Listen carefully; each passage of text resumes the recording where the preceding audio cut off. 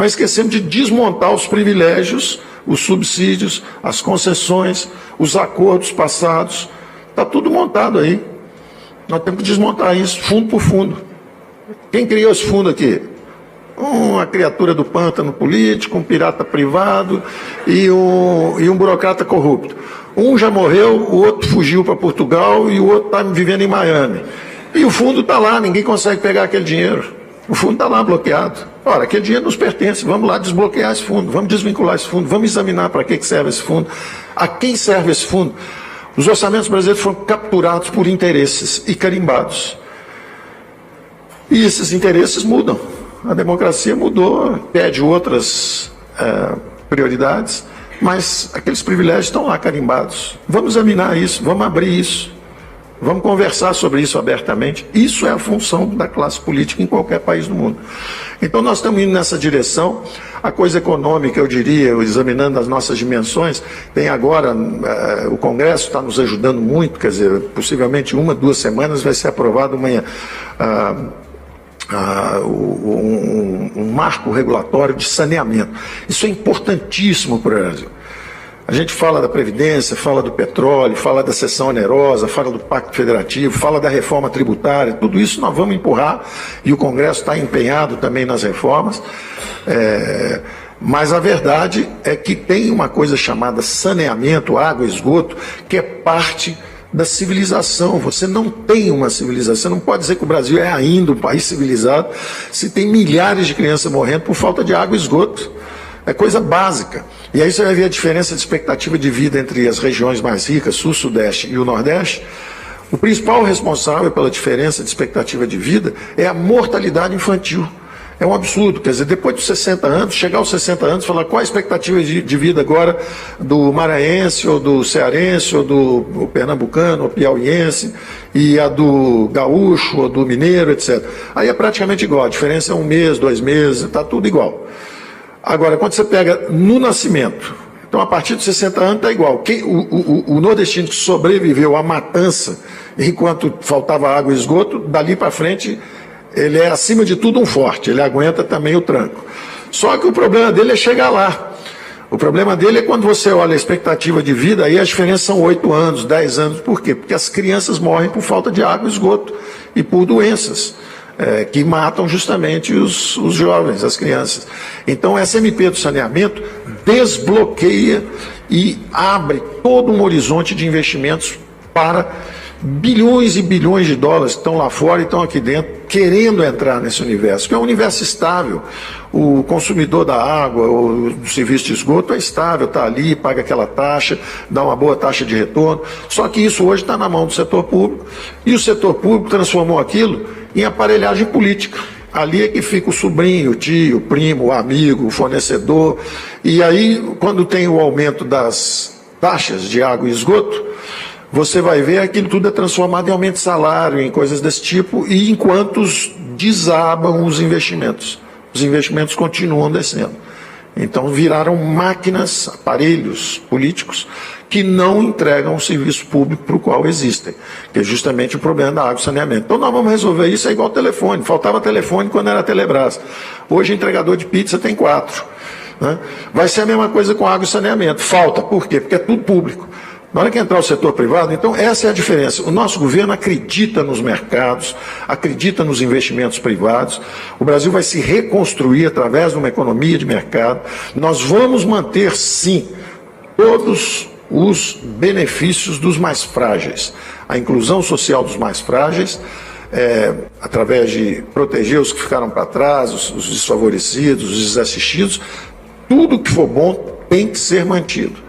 Agora, nós acreditamos que a principal força da dignidade humana é a sua própria capacidade de trabalho, é o seu próprio emprego. Quando você vê as vítimas do socialismo, Rússia, China, Índia, todo mundo mergulhando nos mercados globais de trabalho, todo mundo saindo da miséria, 3,5 bilhões de eurasianos saindo da miséria. Quem estiver olhando da Lua fala que nunca tanta gente saiu da miséria tão rápido, através justamente dos mercados globais. Enquanto isso, nós do lado de cá, fechando a economia, regulando tudo, como eu uso a imagem sempre, 200 milhões de trouxas sendo atendidos por 4 empreiteiras, 4 bancos, 4 fornecedores de pizza, 4 isso, 4... Não, está errado, nós queremos competição, nós queremos milhares de empresas nos atendendo, competindo com resultados na base do mérito, quem serve melhor ao consumidor. Então isso é uma determinação nossa, é uma direção nossa, é uma crença nossa, e é a diferença entre a plataforma social-democrata, que acredita no governo como quem faz tudo e tolera os mercados, e, ao contrário, o liberal-democrata, que é o cara que acredita na riqueza humana, no indivíduo que produz, nos mercados, para criar a maior dignidade, que é o emprego do ser humano, a capacidade de se autossustentar, mas que mantém a fraternidade com os que ficaram para trás. Não com o vagabundo que não trabalha e que fica explorando o orçamento público, e a todos os níveis, desde o picaretazinho, que vira militante político para não ter que trabalhar, até o bilionário que corre atrás de um banco público para arrumar um favor e em troca de financiamento político. Esses nós não acreditamos.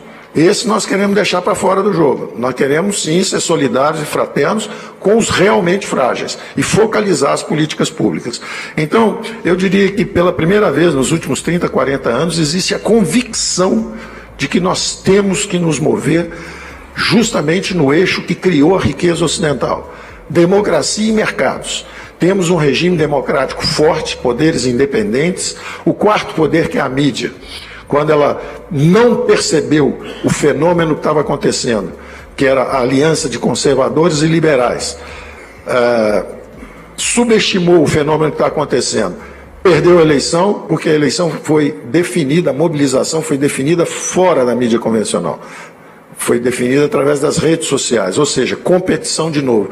E o Brasil, justamente, é um dos 3 ou 4 mercados digitais mais fortes do mundo.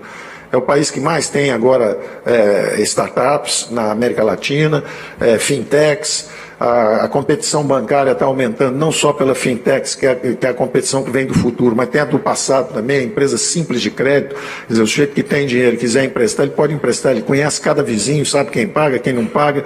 Então isso tudo vai começar a comprimir os spreads, nós vamos abrir para a competição o setor também, os spreads vão ter que descer, vamos simplificar os impostos, reduzir os impostos. Então eu estou muito confiante de que o Brasil já está começando uma trajetória diferente de crescimento autossustentável. Nós vamos ter um longo ciclo nessa direção. Quando examinamos também os bancos públicos, o BNDES, por exemplo, está devolvendo. O BNDES tem uma carteira de 100 e poucos bilhões de reais com ações da Petrobras, da Vale do Rio Doce, da JBS. Eu pergunto, para que um banco público tem que ficar com carteira de ações? Só para manter um portfólio grande e poder pagar salários altos para todo mundo, e privilégio, benefício? Está errado. Ele tem que vender isso e devolver o que ele está devendo para o Brasil. Porque alavancaram os bancos para fazer favores para empresas companheiras, e o banco agora tem que reduzir isso e devolver. E é o que está fazendo, começa a devolver. Só o BNDES devolvendo os 500 bilhões que ele deve, como os juros estavam aí nesse período em média em torno de 10%, são quase 50 bi nos orçamentos públicos. É mais do que um Bolsa Família, que estava lá, estacionado lá, e que ele agora tem que devolver.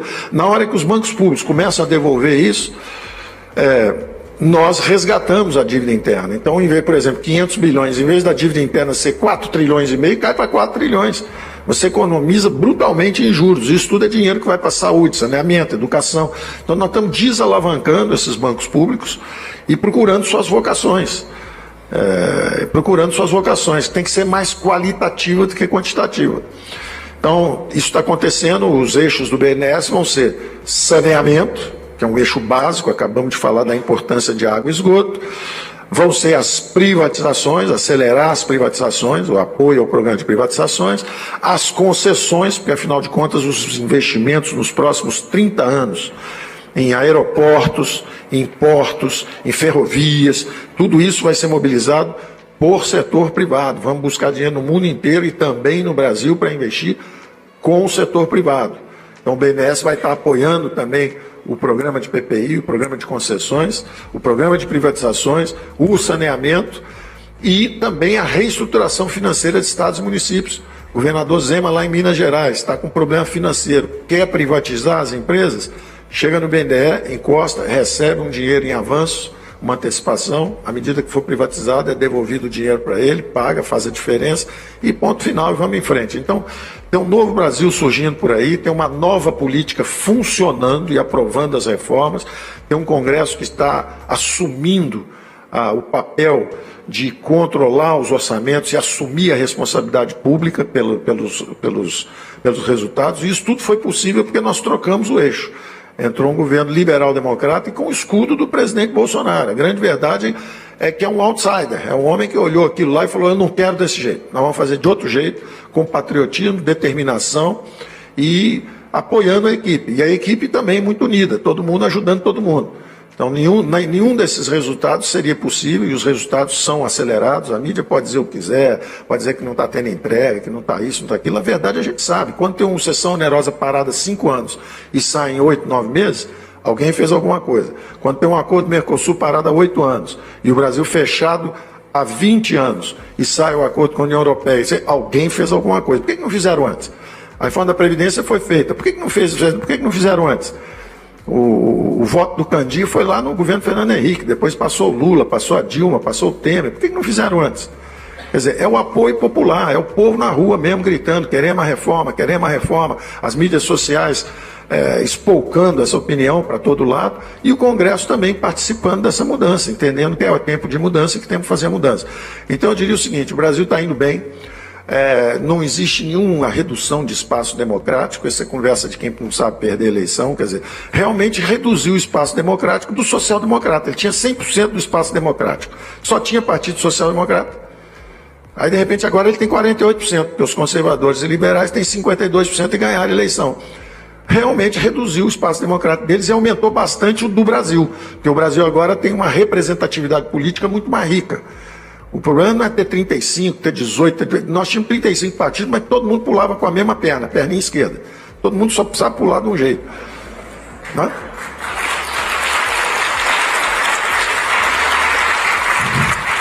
E a reconstrução econômica de vários países no mundo, nós sabemos como foi feita. O Reagan reconstruiu economicamente os Estados Unidos, que estava com inflação de 2 dígitos. A Thatcher impediu que a ilha afundasse, né? A Inglaterra estava afundando. Se tivesse só trabalhista lá, tinha afundado, já tinha desaparecido. Apareceu uma liberal lá para salvar. O Ludwig Erhard reconstruiu a Alemanha. O Japão foi reconstruído pelo Partido Liberal Democrata. O Chile, que era mais pobre que Cuba, tem hoje a renda per capita 2 vezes do Brasil. Não dá para comparar. Olha o programa socialista do Chile, de Cuba, e olha o programa chileno. E vê quem trabalhou direito os últimos 20, 30 anos. É inegável. E basta olhar a Venezuela aqui do lado. Então nós não podemos ser cegos à realidade. A realidade é o seguinte: sim, temos a obrigação da fraternidade, que era das grandes religiões, que os socialistas pegaram, que a social-democracia tornou alavanca, mas a verdade é que os mercados também existem desde os fenícios, os babilônios, os assírios. Os mercados estão aí há muito tempo, produzindo riqueza para a humanidade e trazendo riqueza não só material, espiritual, política, estética, cultural. Essa é a grande verdade, em vez dessa padronização bolivariana que leva à miséria. E nós estamos justamente no caminho da prosperidade, nós estamos indo na outra direção. Nós somos parte da civilização ocidental, sabemos quem somos e sabemos que mercados e democracia é a síntese correta, é eficiência com fraternidade. Então receberemos muito bem, temos fronteiras de investimento novas se abrindo, toda a infraestrutura brasileira para reconstruir. Todo o saneamento brasileiro para fazer, todas as desestatizações e privatizações e concessões que vêm por aí, todo o petróleo de energia, de gás, óleo, energia elétrica, minerais, exploração mineral, minérios, riquezas naturais, tudo isso por fazer. Um país riquíssimo, mas que não soube mobilizar seus próprios recursos, porque não entendeu a potência e a força das economias de mercado. Atravanca de todo jeito, cria um cipoal legislativo, cria um inferno, um manicômio tributário para impedir a produção. Pois nós estamos na outra ponta, nós queremos desentupir tudo isso e facilitar a produção, trazer investimentos, porque acreditamos nos mercados para criar riqueza. Obrigado, vocês são muito bem-vindos para investir no Brasil.